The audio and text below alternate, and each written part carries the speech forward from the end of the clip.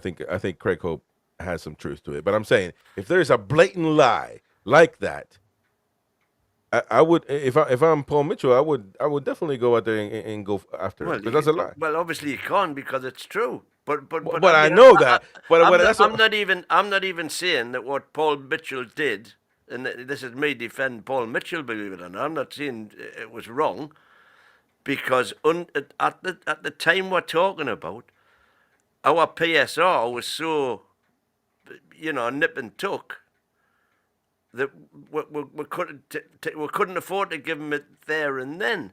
So again, as I understand it, he was told, give us another 12 months, which he did, and then we'll talk about it.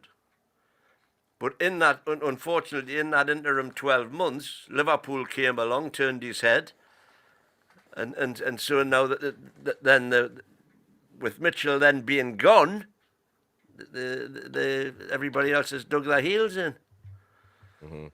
There's, as I've said again all along, there's blame on both sides. He's actually, whether it's 120 or 140, it's still showing 140 on Capology. But Craig reckons it's 100 and sorry, it's showing 120 on Capology, but Craig Hope reckons it's 140 that he's on. Yeah. It's still not enough for a top quality striker. Now the fact that he won't now sign a new contract, which he has been offered, nobody knows the details of what it is, but it'll be considerably more than 140 without a shred of a doubt. That's how we find ourselves in the situation that we're in right now. Well, my original... It's just been a cock-up from start to finish. Well, it is. But my original point was about if there is a blatant lie. By the way, there's every report that Newcastle has told the media. A report that Newcastle United has told the media last week to stop with the sensationalism about leaking stuff to the media or like this. They have said this, that he won't play for the team, that he will not. Newcastle, I don't know, I can't remember what reporter put this out. I think all of them really said that Newcastle has told media to stop doing it. Who have they told? They haven't put it on X. So I'm assuming they have done that internally to whoever's in charge. I don't know, how do you do that? Maybe the Premier League? Maybe, so if that is the case, and Sky Sports makes a video like this, if it is true, there's no audio, by the way, on this thing. So I don't even know. We don't even know if they're singing or not. If they put the actual audio of there's only one gritty bastard, blah blah blah. But if they did that, to me, that's pretty strong, man.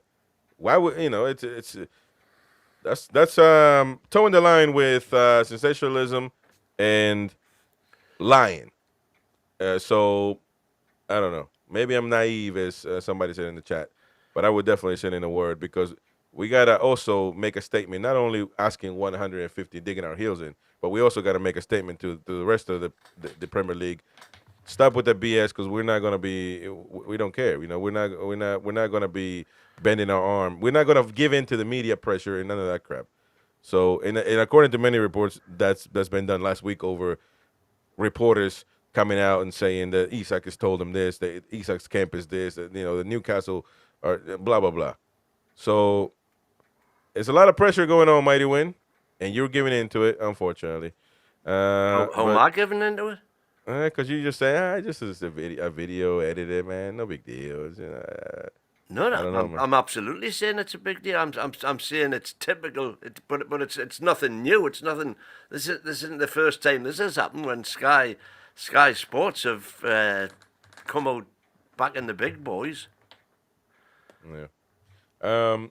But anyways, folks, we've had a great show. We had a lovely show, and it's been lovely having all of you on. Please be respectful. One thing that we need to be, we did not bring politics into the chat. We need to be respectful. Please, please keep it respectful. One thing good about this weekend, one good thing about this weekend is that twat that made the comments to Semenyo is banned from every Premier League team.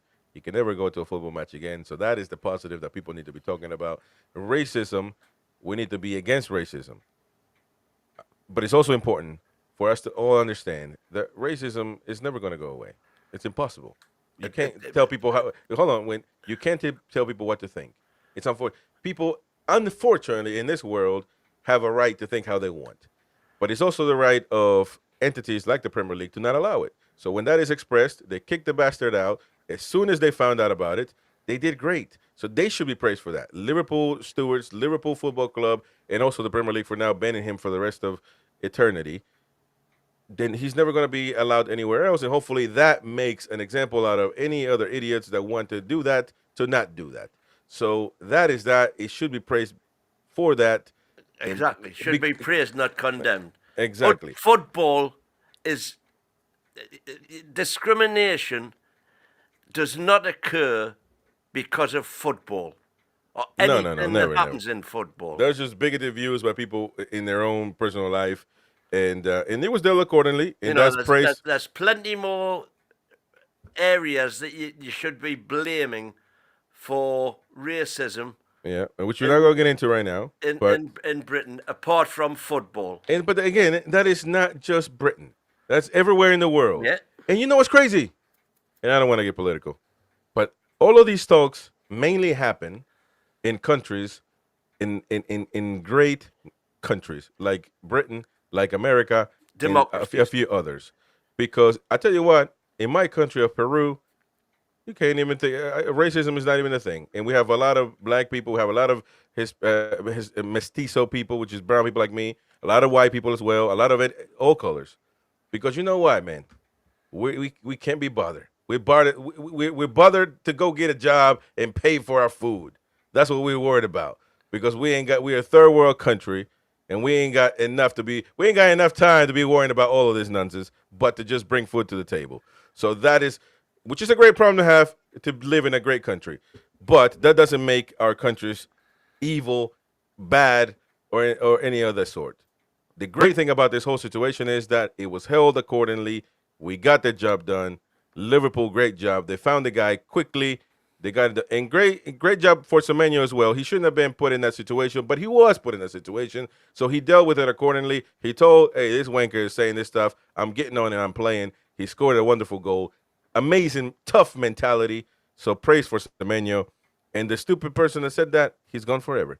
So that happy ending for everyone. But also, by the way, to tarnish the whole Anfield crowd as racist is nonsense. It was the crowd themselves who identified the kid that had done it. Yeah, the crowd did that. Yep. The crowd did that. Yeah, exactly. And again, clubs need to pay attention as well, because it's not the first time he's been aggressive, throwing his gum at people, at players. So in the grounds, if you see somebody like that, you're gonna have to start reporting. And listen, if you need to see the signs. Thank you for watching that video. Don't forget to subscribe to the channel. Hit that like button. You can watch more videos here.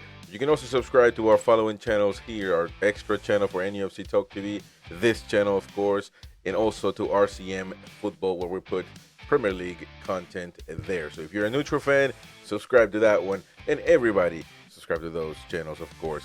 Don't forget to smash the like button. Become a member to enjoy better and more content, all access to our videos if you become a member. Thank you very much indeed for your support. This is Chris, the American Mag. I'll see you on the next one.